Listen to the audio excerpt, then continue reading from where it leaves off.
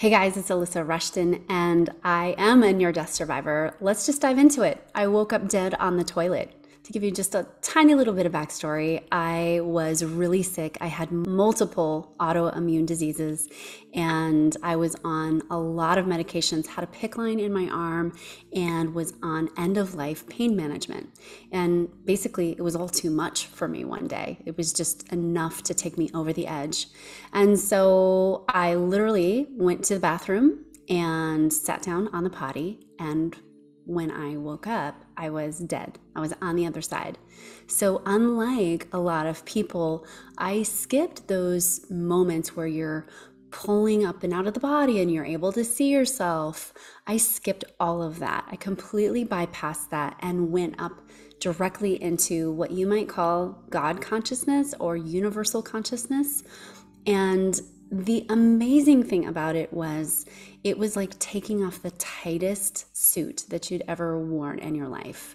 It was a super physical feeling. So literally it felt very physical, but I looked down and I realized I have no body. And there was a point where I was traveling up, up, up, up, up. And I had the feeling of being everywhere all at once. My consciousness was in the place where I had released a lot of the Alysa body identity. So I didn't have the sense of I was a blonde-haired, blue-eyed person.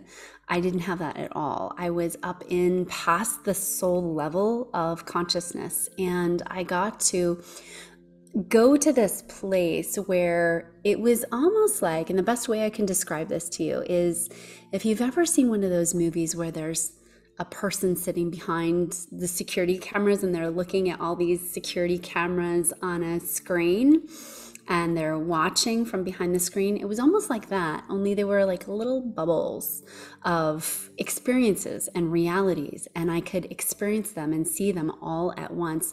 Billions and billions and billions and billions and billions of these realities. And so at first I was just up there playing and stretching around. And I say stretching because it felt like stretching my consciousness into each point.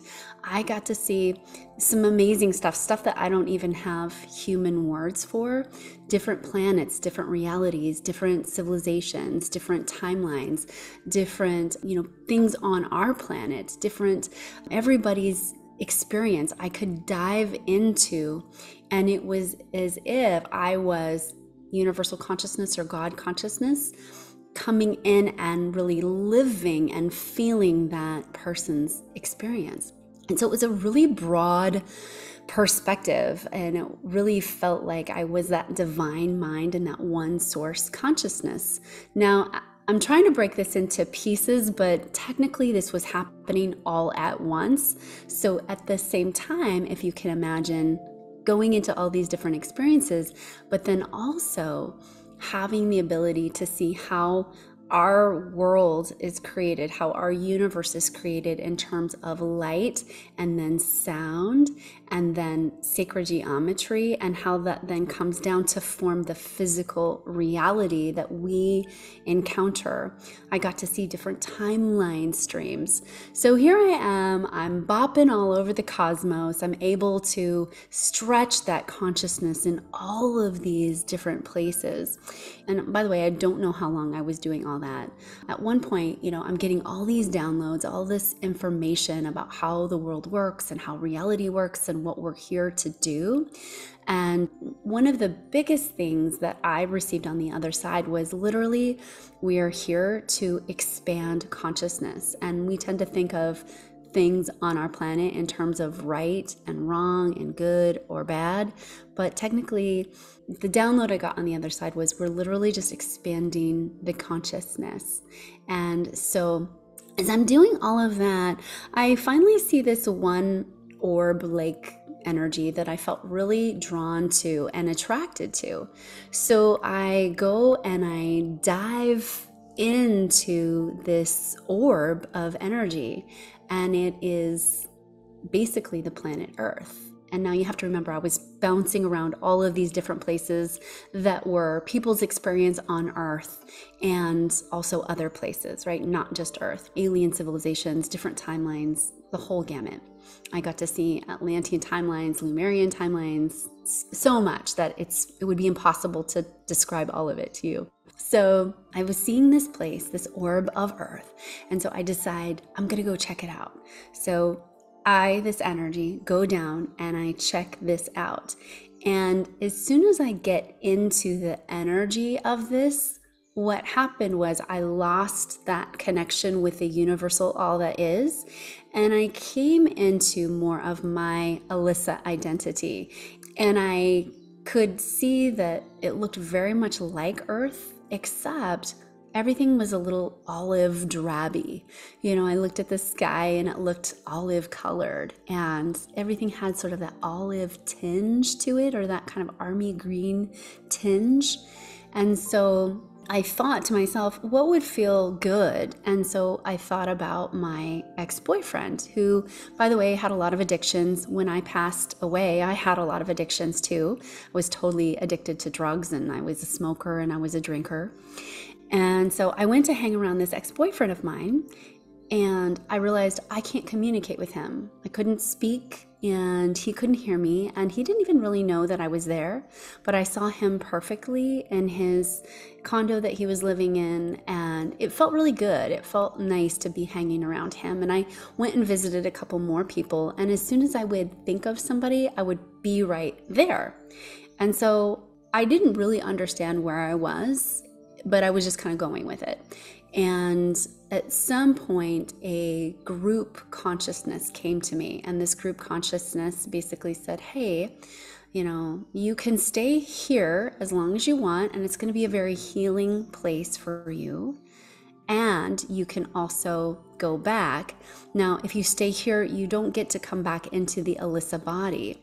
But if you do go back, you can keep your Alysa body and your Alysa-ness, but it's going to be some of the hardest work you've ever done. And I don't even think I thought about it for more than a nanosecond. And I just thought, yes, I want to go back.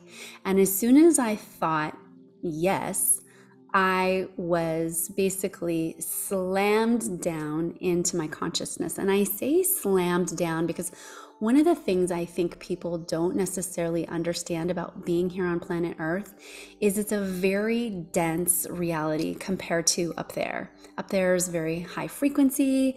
You know, there's a lot of other civilizations that don't have a body as dense as ours. They're very much light bodies. And so when you come back down here after being up there, it feels very hard. And I always make the analogy of it felt like being on a 1,000-foot building and getting slammed down into concrete. And so literally I then woke up on the toilet. There's 20 EMTs in front of me standing around, you know, asking me questions, all of which I didn't know the answers to. And I remember one of the questions they asked me finally was, what is your name? And I remember thinking, oh gosh, I really should know my name. And when they asked me, you know, what is your name? And I didn't know.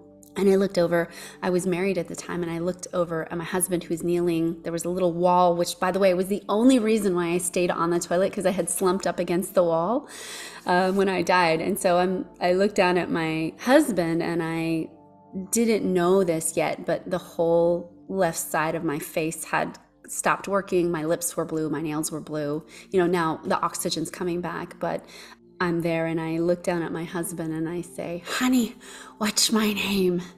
And he said, it's Alysa, baby. And so I looked at the EMTs and I said, it's Alysa, baby. And so I didn't even know what my name was. I just was able to repeat the words. Then after that moment, you know, they realized how bad of a situation I was in. And so I don't really remember a lot between that point of waking up to the next point I remember was they got me into the ambulance, and they had already given me a shot of Narcan, which blocks all of your drug receptors, which is what happened. I had had a massive drug overdose. And so in the ambulance, I remember the EMT calling the hospital to give me that second dose of Narcan, because that can also kill you again. And so in the ambulance, I then shut down again. So the next moment I awoke, I was in the hospital, strapped down to a gurney, legs flailing, legs kicking. And it was that moment when I had the awareness that my life was really broken, that what I was doing to try to heal myself from all of these autoimmune diseases wasn't working. And so it was at that point where I had made a conscious choice and a decision that I had to do it differently. And what was amazing, and I'm so grateful for this, is on the other side, I got all of these downloads about how our life works here and what we are here to do. And so part of my journey after I got back was really integrating those pieces and bringing them into a physical understanding, because on the other side, there wasn't a lot of words. There was telepathy, there was imagery and sacred geometry, but I wasn't actually sitting down and having conversations. It was all, blocks of energy coming through, blocks of thought, blocks of transmitted data, basically, that I had to then come back here and try to piece together and figure out. And so one of the biggest things that I learned on the other side was that we are here to expand our consciousness, and that our experience basically goes up and informs the consciousness, the bigger consciousness. And so if you can think about it like how the sun's really big and bright, and it has all these rays, that we're just individuated rays of sun, each and every one of us, and each and every plant and creature and being on the planet. We're literally individuated rays of this one sun, but we appear very separate, and we appear very apart from each other. And what then I saw was that because of that, what one person does in terms of changing their life or changing a program that they're running or changing something about themselves, that then informs the total consciousness, and that kind of informs the whole picture. So I guess how I would say it is, the more we work on ourselves down here, the more we inform this consciousness, and the more it can spread like a ripple effect, because ultimately we are this one being. And as much as we can't really see that here, as much as we can't with our eyes delineate it, modern day science is actually showing that to us, which is really kind of cool. One of the things they showed me on the other side was that so many people for so many generations have held such intense physical trauma and hardship.